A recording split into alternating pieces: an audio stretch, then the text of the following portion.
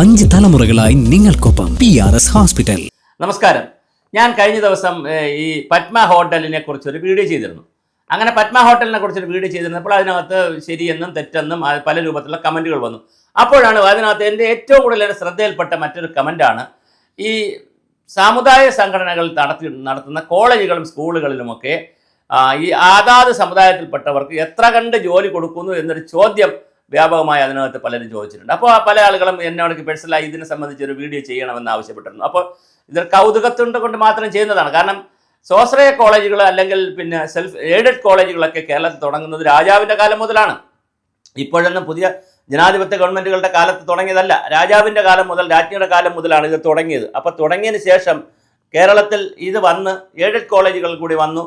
Aided കോളേജുകളുടെ അടിസ്ഥാന സൗകര്യങ്ങളെല്ലാം, കോളേജിൻ്റെ lab, കോളേജിൻ്റെ കെട്ടിടങ്ങൾ, വാഹനം തുടങ്ങി ഗ്രൗണ്ട്, എല്ലാ അടിസ്ഥാന സൗകര്യങ്ങളും കോളേജുകാരാണ് ഒരുക്കേണ്ടത്, മാനേജ്മെൻറ്റാണ് ഒരുക്കേണ്ടത്. അങ്ങനെ പണമുള്ളവർക്ക് മാത്രമേ അത് ചെയ്യാൻ കഴിയുകയുള്ളൂ. അപ്പോൾ അത് മാത്രമല്ല, അങ്ങനെ പണം കിട്ടി ചെയ്യുന്നവർക്ക് കോളേജിൻ്റെ ശമ്പളം കൊടുക്കുന്നത് സർക്കാരാണ്. ഇതാണ് ഇതിനകത്തുള്ളൊരു വൈരുദ്ധ്യം. അപ്പോൾ അതേസമയം സെൽഫ് ഫിനാൻസിങ് കോളേജുകളുണ്ട്, അത് ശമ്പളം കൊടുക്കുന്നതും കോളേജുകാർ തന്നെയാണ്. അപ്പോൾ അതുകൊണ്ട് നാമമാത്രമായ ശമ്പളമേ അവർക്ക് കൊടുക്കുന്നുള്ളൂ.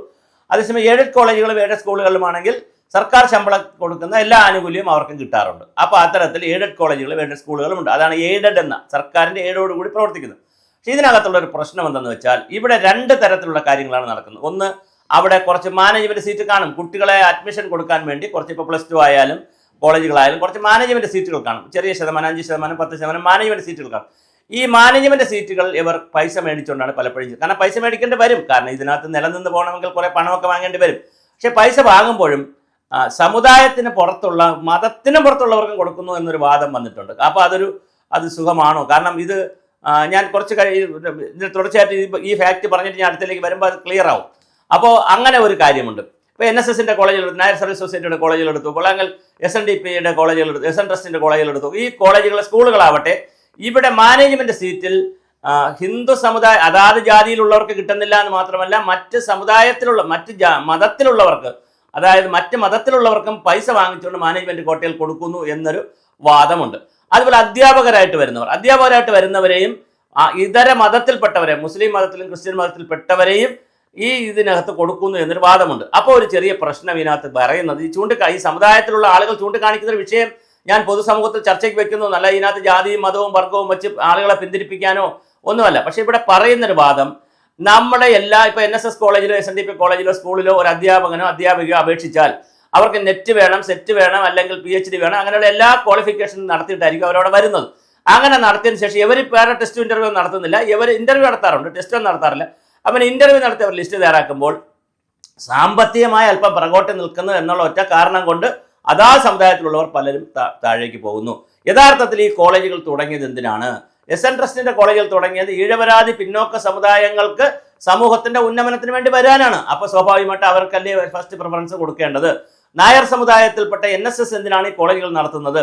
NSSലുള്ള നായർ സമുദായത്തിൽപ്പെട്ട പാവപ്പെട്ട കുട്ടികൾക്കല്ലേ കൂടുതൽ കൊടുക്കേണ്ടത്? അപ്പോൾ സ്വാഭാവികമായിട്ടൊരു ചോദ്യമുണ്ട്, ഒരു നല്ല കാർഡിനലായിട്ടുള്ളൊരു ക്വസ്റ്റ്യൻ ഇവിടെ വരും. എന്തെന്നാൽ ഇപ്പോൾ ഒരു 5 ലക്ഷം രൂപയോ 10 ലക്ഷം രൂപയോ 60 ലക്ഷം രൂപ, 5 ലക്ഷം 10 ലക്ഷം ഒന്നുമില്ല, 50 60 ലക്ഷം രൂപയൊക്കെയാണ് വാങ്ങുന്നത്. ഈ 50 ഓരോ കോളേജുകൾ, ഈ പല കോളേജുകൾ, ഈ NSS SNDP കോളേജുകളിൽ എത്ര മേടിക്കുമെന്ന് എനിക്കറിയത്തില്ല. എന്തായാലും ചെറിയ തുകയെങ്കിലും മേടിക്കുന്നു. ഈ മേടിക്കുന്ന തുക മേടിക്കാതിരുന്നാൽ തീർച്ചയായിട്ടും അവർക്ക് കോളേജ് നടത്തിക്കൊണ്ട് പോകണ്ടേ എന്നൊരു ചോദ്യമുണ്ട്. നല്ലൊരു ചോദ്യമാണത്.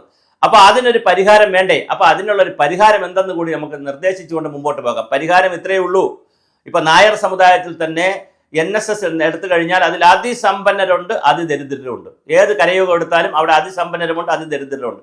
SNDPയുടെ കണക്കുകൾ എടുത്താൽ തന്നെ അവിടെ അതിസമ്പന്നരുണ്ട്, അതീവ ദരിദ്രരുണ്ട്. അങ്ങനെ അതിനകത്ത് അതീവ ദരിദ്രരില്ലെങ്കിൽ സ്വന്തം സമുദായത്തിന് തൊട്ടുപുറത്തുള്ള മതത്തിൽപ്പെട്ട അതീവ ദരിദ്രരുണ്ട്.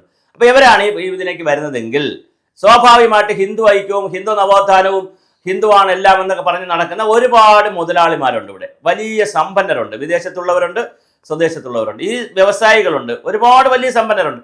ഈ സമ്പന്നർ ആളുകളെ കുറച്ച് സ്പോൺസർ ചെയ്യണം. അപ്പോൾ ഈ വാങ്ങേണ്ട തുക, ഒരു മിനിമം തുക ഫിക്സ് ചെയ്ത് ഈ തുക ഏതെങ്കിലും സമ്പന്നർ സ്പോൺസർ ചെയ്യണം. അത് പാവപ്പെട്ട കുട്ടികളിൽ നിന്ന് വാങ്ങാൻ നിൽക്കരുത്, വിദ്യാർത്ഥികളിൽ നിന്ന്, ഉദ്യോഗാർത്ഥികളിൽ നിന്ന് വാങ്ങാൻ നിൽക്കരുത്. അങ്ങനെ പാവപ്പെട്ട ആളുകൾക്ക് ജോലി കൊടുക്കണം.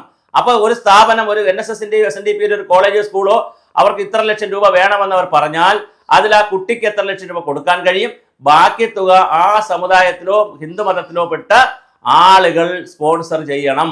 അങ്ങനെ സ്പോൺസർ ചെയ്താൽ സ്ഥാപനവും നിലനിന്ന് പോകും, കുട്ടികൾക്കും നന്മയുണ്ടാകും. ആ കുട്ടികൾ ഒരുപക്ഷെ വേണമെങ്കിൽ ഭാവിയിൽ നല്ല ജോലിയൊക്കെ കിട്ടിയതിന് ശേഷം വേണമെങ്കിൽ തിരിച്ചു തരട്ടെ. ഇപ്പം ലോൺ പോലെ കൊടുത്താൽ മതി, ഇൻട്രസ്റ്റ് ഇല്ലാതെ കൊടുക്കുക. അപ്പോൾ നമുക്ക് NSSകാരും SNDPക്കാരും ഒക്കെ ചെയ്യേണ്ടത് അവരെ സമുദായത്തിലെ ഏറ്റവും സമ്പന്നരായിട്ടുള്ള ആളുകളുടെ ഒരു ലിസ്റ്റ് കൃത്യമായിട്ട് എടുക്കാൻ പറ്റുമല്ലോ. ലിസ്റ്റ് എടുത്ത് അവർ ഈ കുട്ടികളെ സ്പോൺസർ ചെയ്യട്ടെ. കുട്ടികളെയല്ല, ഉദ്യോഗാർത്ഥികളെയാണ്. അപ്പം സ്വാഭാവികമായിട്ട് ജോലി കിട്ടും. ജോലി കിട്ടിക്കഴിഞ്ഞാൽ ആ പണം തിരിച്ചു വാങ്ങുന്നതുമായി പലിശയൊന്നും ചോദിക്കരുത്, തിരിച്ചു വാങ്ങുന്നത്. അങ്ങനെ ഒരു എഡ്യൂക്കേഷൻ ലോൺ പോലും നിങ്ങൾക്ക് സംവിധാനം ഒരുക്കാം. അങ്ങനെയൊക്കെ ഒരുക്കിയല്ലേ സമുദായത്തെ ഉയർത്തിക്കൊണ്ട് വരേണ്ടത്. ഇപ്പൊ സംഭവിച്ചുകൊണ്ടിരിക്കുന്നത് സ്ഥാപനം നടത്തുന്നത് സമുദായ സംഘടനകൾ, ശമ്പളം കൊടുക്കുന്നത് സർക്കാർ, അവിടെ അപ്പോയിന്റ്മെന്റ് നടത്തുന്നത് ഏതെങ്കിലുമൊക്കെ സമുദായത്തിലുള്ള ആരെങ്കിലുമൊക്കെ അപ്പോയിന്റ്മെന്റ് നടത്തും. പിന്നെ എങ്ങനെയാണ് ഈ സമുദായത്തിലുള്ള പാവപ്പെട്ടവരുടെ ഉന്നമനം നടക്കുക? അങ്ങനെ ഉന്നമനം നടക്കാതിരുന്നാൽ എങ്ങനെയാണ് ഇതൊരു നമ്മൾ ഈ നവോത്ഥാനം എന്നൊക്കെ പറയുന്നത് കേവല അമ്പലത്തിൽ കയറുന്നതോ അല്ലെങ്കിൽ പൊതുവഴിയിൽ കൂടെ നടക്കുന്നത് മാത്രമല്ല. ഗുരുദേവൻ എന്താ പറഞ്ഞത്, ചട്ടമ്പി സ്വാമികൾ എന്താ പറഞ്ഞത്, മന്നത്ത് പത്മനാഭൻ എന്താ പറഞ്ഞത്? ഇനി നമുക്ക് ക്ഷേത്രത്തിൽ കയറാനും മറ്റു അവകാശവും കിട്ടിക്കഴിഞ്ഞു. ഇനി നമുക്ക് വേണ്ടത് തൊഴിലാണ്, വിദ്യാഭ്യാസമാണ്. അങ്ങനെ വിദ്യാഭ്യാസമാണെന്ന് കൂടി പറഞ്ഞതിന്റെ ഭാഗമായിട്ടാണ് മന്നത്ത് പത്മനാഭന്റെയും ശ്രീനാരായണ ഗുരുദേവന്റെയും ഒക്കെ ആഹ്വാനപ്രകാരം വ്യാപകമായി സ്കൂളുകൾ തുടങ്ങിയത്. അവരുടെ ആഹ്വാനപ്രകാരം വ്യാപകമായി പദ്ധതികൾ ആരംഭിച്ചത്. അപ്പോൾ തീർച്ചയായിട്ടും NSSും SNDP ഒക്കെ ഇങ്ങനെ ചിന്തിക്കുക. നിങ്ങളുടെ സമുദായത്തിലെ പാവപ്പെട്ട ആളുകൾക്ക് എങ്ങനെയാണ് ജോലി കൊടുക്കുക എന്ന് ആലോചിക്കുക. അതിനെന്തെങ്കിലും തടസ്സമുണ്ടെങ്കിൽ നിങ്ങളുടെ സമ്പന്നരിൽ നിന്ന് പണം എങ്ങനെ സ്പോൺസർ ചെയ്യാൻ പറ്റും നോക്കുക. നിങ്ങളിൽ ആളുകളില്ലെങ്കിൽ ആ സമുദായത്തിൽ തന്നെ താഴേക്ക് എടുക്കുമ്പോൾ ഒരുപാട് ലിസ്റ്റ് നോക്കുമ്പോൾ ഒരുപാട് പാവപ്പെട്ട സമുദായത്തിലെപ്പെട്ട ആളുകൾ അതിനകത്തുണ്ടായിരിക്കും. എന്തായാലും ഹിന്ദു മതത്തിലെ ആളുകൾക്ക് കൊടുക്കുന്നത് കൂടി അല്ലേ ഹിന്ദു നവോത്ഥാനം എന്നുള്ള പൊതുജനങ്ങളുടെ ഒരു ചോദ്യമാണ് ഞാൻ ഇതിനകത്ത് ഉയരുന്നത്. ഇത് ഏതെങ്കിലും മതത്തിനെതിരായിട്ടോ ക്രിസ്ത്യൻ മുസ്ലിം മതത്തിനെതിരായിട്ടോ ഒന്നും ചെയ്യുന്നതല്ല. ഒരു ചോദ്യം വന്നു, അത് പ്രസന്റ് ചെയ്യുന്നു എന്ന് മാത്രം.